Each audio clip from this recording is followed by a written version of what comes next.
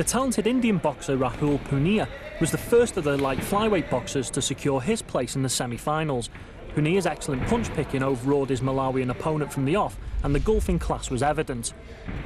Kamwamba bravely struggled on, switching stance in order to try and fool Punia, but to no effect, as the Indian exposed every possible opening.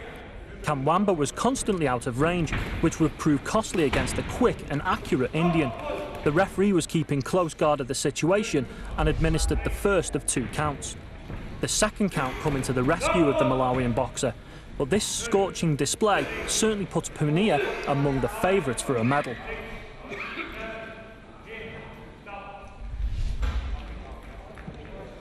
He will face another boxer looking to make his mark on the light flyweight division in the shape of the tall and rangy South African Inyiko Ndakula.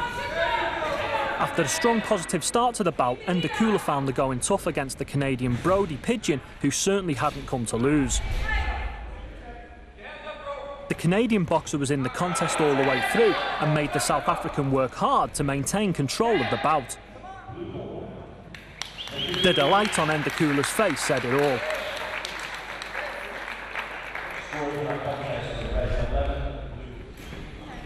Another bruising quarter-final encounter saw Charles Kima of Papua New Guinea take on the Mauritian Charles Cornet in a contest that saw both men stand their ground and trade solid blows for 3 rounds.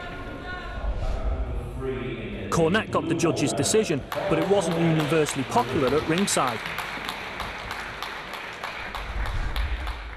England's Jack Bateson set up a quarter-final with Cornet after the Bradford boxer eased through his tie with Shaki Bakari, 21-4, in a very one-sided contest.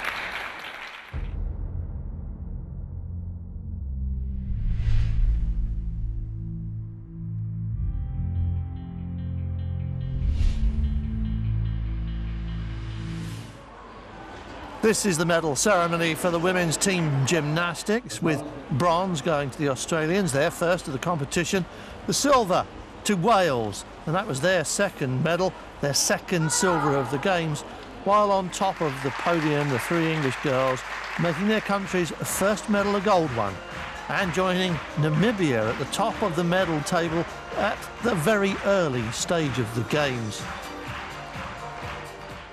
The men's team event was happening at the same time, but in a different venue, but it was the same story for England at least. With Australia getting bronze again, the silver medal went to the Canadian team, and the gold to the English trio of Bryn Bevan, Jay Thompson and Dominic Cunningham, here the team's best point scorer on the day, adding a 7th gold to England's 13-medal top-of-the-table collection.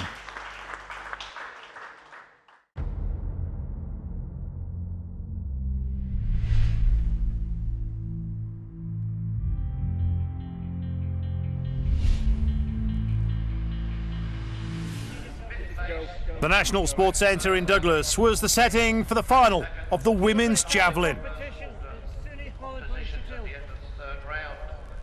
Shanika Yankee achieved her best score on her first throw, 38.08 metres, giving her 3rd place and a first bronze medal of the Games for Dominica. Caris Mansfield of Wales went even better.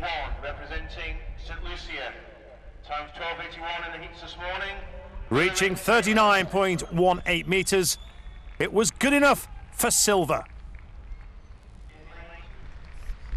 Gold, though, went to Sunut Whitman of Namibia.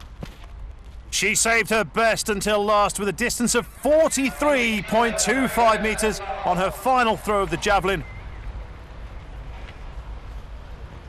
And congratulated by Caris Mansfield.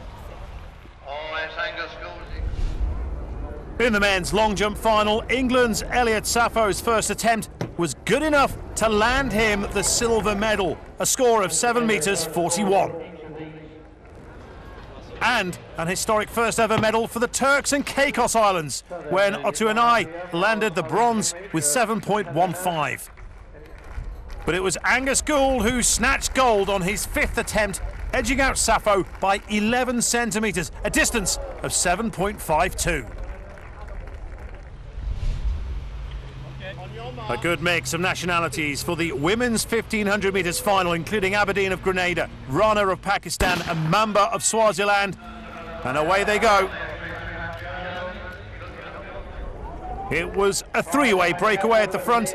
Fionn Price of Wales, the race leader, with Merope Panagiotou of Cyprus and the Australian Sophie Lynn right on her shoulder and not letting go as they went into the last lap.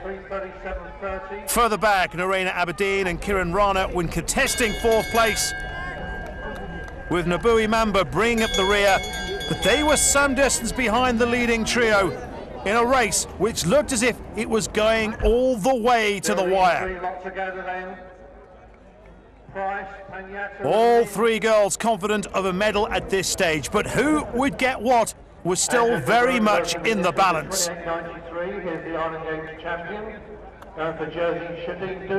Then the Australian Lynn kicked and made her move, powering past Panagiotou, but did she have enough to make her way past Price? The answer would be no. The Welsh girl having enough in reserve to see off the attack from the Australian. And she would cross the line just over a second ahead of her rival to claim the gold. The first Commonwealth Youth Games victory for Wales on the track.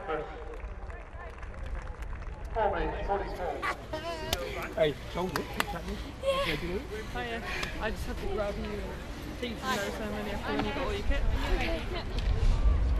The African contingent were certainly among the favourites for honours in the women's 2,000 metre steeplechase, but they were up against some stiff talent from Australia and Canada.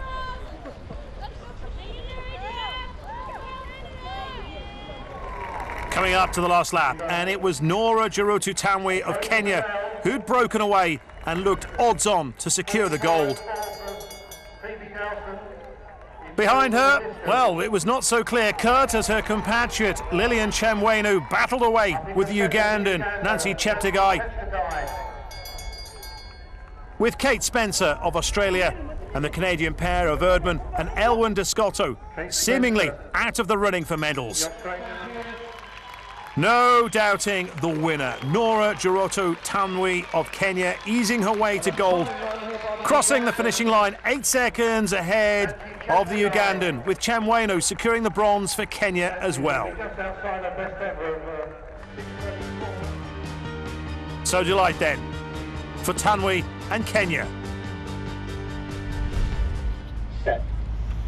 On to the women's 100 metres final, and Caroline Morin-Hood of Canada had recorded the fastest time in the semi-final, just 0.02 of a second quicker than Heat 1 winner Sophie Papps. However, it was the English girl who would prevail, powering to the front, while the Canadian was locked in a battle with her compatriot Shina Harrison, who had to settle for bronze. Sophie Papps setting the best time of the day with 11.53 seconds.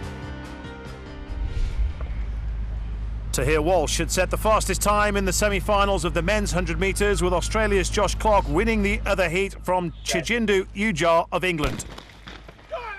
As expected, it was unbelievably close all the way to the line, with Ujar in lane 4 getting the better of Clark in lane 5 on this occasion, but it was Walsh who would strike gold, the first ever Commonwealth Youth Games medal won by an athlete from Antigua and Barbuda. The medals for the women's 2,000 metre steeplechase will be That's all for now from the Commonwealth Youth Games in the Isle of Man. But join us again tomorrow when we'll have even more action, including the cycling and the rugby sevens. See you then.